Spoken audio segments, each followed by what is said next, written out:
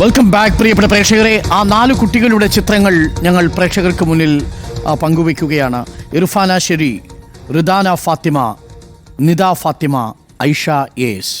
ഇവരാണ് ആ 4 കൂട്ടുകാരികൾ. Karimba higher secondary സ്കൂളിലെ 8ാം ക്ലാസ് വിദ്യാർത്ഥിനികളായ ഉറ്റവർ, പ്രിയപ്പെട്ടവർ.